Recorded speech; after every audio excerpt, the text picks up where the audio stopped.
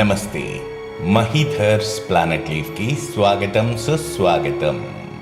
హిందూ పురాణాల ప్రకారం ఇక్ష్వాకు వంశ కీర్తి ఆచంద్ర తారార్కం నిలిచిపోతుంది. షోడశ మహారాజులలో ఒకటిగా కీర్తి గడించిన ఇక్ష్వాకు వంశస్థుడు మాంధాతకు సంబంధించిన ప్రస్తావన మహాభారతంలోని శాంతి పర్వం వనపర్వంలో కనిపిస్తుంది. ఈ షోడశ మహారాజులకు సంబంధించిన వీడియోని గతంలో మన ఛానల్లో పబ్లిష్ చేశాను. చూడని వారి కోసం దాని లింక్ను క్రింద డిస్క్రిప్షన్లో పొందుపరిచాను.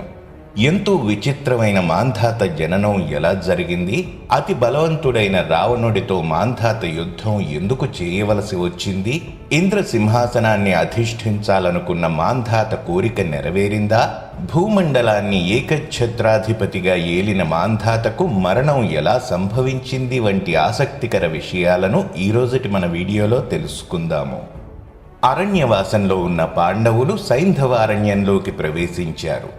అక్కడ ప్రవహిస్తున్న యమునా నదిని చూసి వారితో ఉన్న రోమసుడు ఇలా చెప్పసాగాడు: ధర్మరాజా, ఇది యమునా నది గంగా నదితో సమానమైనది. దీని తీరాన మాంధాత అనే మహారాజు ఎన్నో యాగాలు చేశాడు. ఆయన చరిత్ర చెబుతాను విను.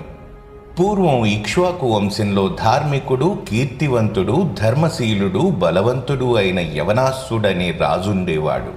అతనికి 100 మంది భార్యలున్నా సంతానం మాత్రం కలుగలేదు.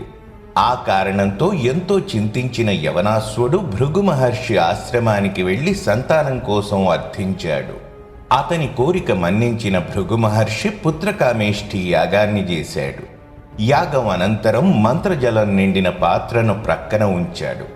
యాగ నిమిత్తం ఆ రోజు మొత్తం ఉపవాసం ఉన్న యవనాసుడు అర్ధరాత్రి సమయంలో దాహం వేసి తెలియక ఆ మంత్రజలాన్ని త్రాగాడు.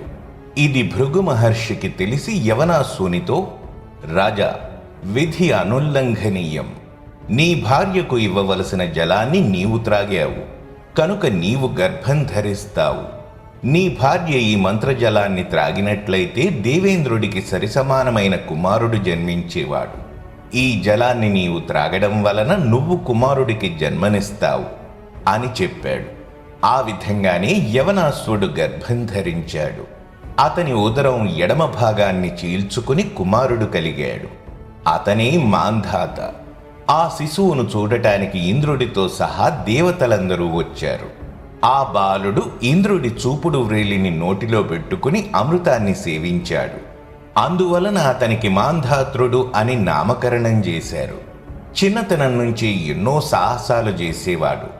యుద్ధాలలో చేసే పోరాటాలను ఎంతో ఆసక్తిగా నేర్చుకుని అందరిలోనూ మేటిగా నిలిచాడు. మాంధాతను 12వ ఏట రాజ్యాభిషిక్తుడిని చేసి తపస్సుకు వెళ్ళిపోయాడు యవనాసుడు.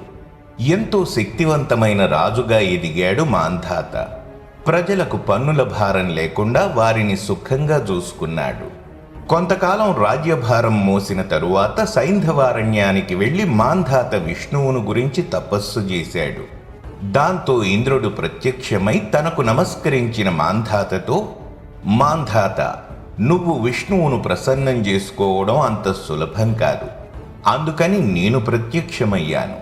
నీ కోరిక ఏమిటో నేను నెరవేరుస్తాను అని అన్నాడు. దాంతో మాంధాత, మహేంద్ర, నాకు ఈ సంసారం మీద విరక్తి కలిగించి భిక్షుక వృత్తి మీద ఆసక్తి కలిగించు అని కోరాడు. అప్పుడు ఇంద్రుడు మాంధాతతో, ఓ మహారాజా, అన్ని ధర్మములలోకి రాజధర్మం గొప్పది. రాజు కామక్రోధములు విడిచి దండనీతిని అమలు చేస్తూ రాజ్యపాలన చేయాలి. అప్పుడు రాజుకు ఉత్తమ గతులు ప్రాప్తిస్తాయి. అలాంటి మహారాజైన నీకు భిక్షుక వృత్తి ఆచరణయోగ్యం కాదు. ప్రజలను రక్షించడం, యుద్ధంలో మరణించడం క్షత్రియ ధర్మం.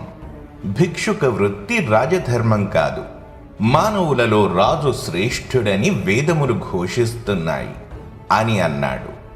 ధర్మబద్ధమైన దండనీతికి సాటి అయినది వేరే లేదని పెద్దలు చెప్పారు గదా. కనుక ఓ మహారాజా, నీవు కామక్రోధములు విడిచిపెట్టి దండనీతిని అమలు చేస్తూ రాజ్యం చేయి. అంతేగాని భిక్షుక వృత్తి నీకు సరికాదు అని మాంధాతతో ఇంద్రుడు చెప్పాడు. ఆ తరువాత మాంధాత ముల్లోకాలను జయించడానికి పూనుకున్నాడు. ఈ విషయాన్ని తెలుసుకున్న లంకాధిపతి రావణుడు మాంధాతను ఎలాగైనా ఓడించాలనుకున్నాడు. తనకంటే బలమైన వాడు లేడని నిరూపించడం కోసం అతనితో యుద్ధానికి దిగేందుకు రావణుడు సన్నద్ధమయ్యాడు. లంకాధీశుడైన రావణాసురుడు కూడా బలవంతుడు, శక్తివంతుడైన రాజు. బ్రహ్మచేత వరాలను పొంది అహంభావంతో సాధుజనులను, మునిపుంగవులను హింసించేవాడు. మాంధాతపైకి యుద్ధానికి వెళ్ళాడు రావణుడు. ఇద్దరి మధ్య భీకర పోరు సాగింది. మాంధాత రావణుని సైన్యంలోని అకంపనుడు, మహోదరుడు, విరూపాక్షుడి వంటి అనేక మంది యోధులను సంహరించగా రావణుడే నేరుగా మాంధాతతో తలపడ్డాడు. ఇద్దరూ దివ్యాస్త్రాలతో యుద్ధం సాగించారు. రావణుడు మాంధాతపై ఆధిపత్యం సాధించడానికి బ్రహ్మాస్త్రాన్ని ప్రయోగించగా మాంధాత పాశుపతాస్త్రాన్ని ప్రయోగించాడు. ఆ విధంగా ఇద్దరూ శక్తివంతమైన అస్త్రాలను ప్రయోగించగా ముల్లోకాలను వీటి నుండి రక్షించడానికి ఋషులు పులస్త్యుడు, గాలవ్యుడు కల్పించుకుని ఇద్దరిని యుద్ధమును విరమించుకోమని సంధి చేశారు. ఆ ఋషులు భవిష్యత్తులో మాంధాత వంశంలో జన్మించే కారణజన్ముడు, సాక్షాత్తు విష్ణుమూర్తి అవతారమైన శ్రీరాముని చేతిలో రావణాసురుడు మరణించవలసి ఉన్నదని మాంధాతతో చెప్పి యుద్ధం నుండి విరమింపజేశారు. విషయం తెలియకపోయినా మాంధాత పరాక్రమానికి వెరచి రావణుడు కూడా యుద్ధం నుండి విరమించాడు. రావణాసురుడిని సైతం ఓడించిన రాజుగా మాంధాత ప్రఖ్యాతి గడించాడు. చంద్రవంశానికి చెందిన యాదవరాజైన శశవిందు కుమార్తె బిందుమతిని వివాహమాడాడు మాంధాత. వీరికి 3 కుమారులు, 50 మంది కుమార్తెలు కలిగారు. కుమారులైన పురుకుత్స, అంబరీష, ముచికుందులు కూడా మంచి పేరు ప్రఖ్యాతులు గడించారు. మాంధాత తన పరిపాలనా కాలంలో కరువు వచ్చినప్పుడు సహజంగా కురవవలసిన వర్షాలు కురవకపోతే తన బాణాలను ప్రయోగించి వర్షాలను కురిపించాడు. వరుణ విద్యలో మాంధాత ఆరితేరినవాడు. కొన్ని వందల అశ్వమేధ యాగాలను, రాజసూయ యాగాలను చేశాడు. అంతేకాదు అనేక ఆలయాలను తన రాజ్యంలో నిర్మింపజేశాడు.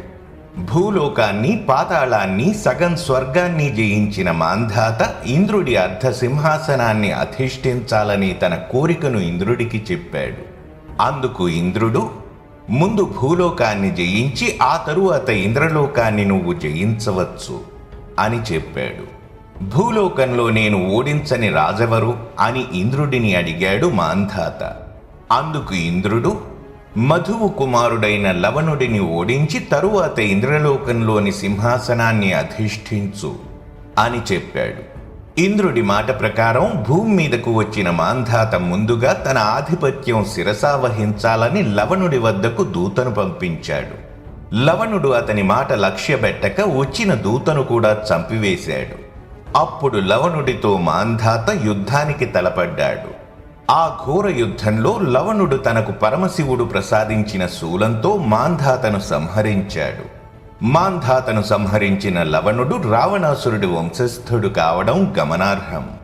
భూమండలాన్ని ఏకఛత్రాధిపత్యంగా అనుభవించి బ్రాహ్మణులకు అన్న సంతర్పణం చేసి అశ్వమేధయాగాలు చేసిన మాంధాత చక్రవర్తి షోడశ రాజులలో ప్రముఖుడిగా కీర్తి గడించాడు. ఇక్ష్వాకు వంశంలోని సాటిలేని మేటి మహారాజుగా మన ఇతిహాసాలలో పేర్కొనబడ్డాడు మాంధాత. మరిన్ని వివరణాత్మక వీడియోలతో మళ్ళీ మీ ముందుకు వస్తాను. మరి ఆ వీడియోలు మిస్ కాకూడదనుకుంటే మన ఛానల్ను సబ్స్క్రైబ్ చేసుకోండి. అలాగే వీడియోస్ని లైక్ అండ్ షేర్ చేయడం మరచిపోకండి. మీకు తెలిసిన, తెలుసుకోదలిచిన విషయాలను క్రింద కామెంట్ బాక్స్లో తప్పక తెలియజేయండి. వీడియో క్రింద డిస్క్రిప్షన్లో పొందుపరిచిన మన సోషల్ మీడియా లింక్స్ కూడా ఫాలో అవుతారని ఆశిస్తున్నాను.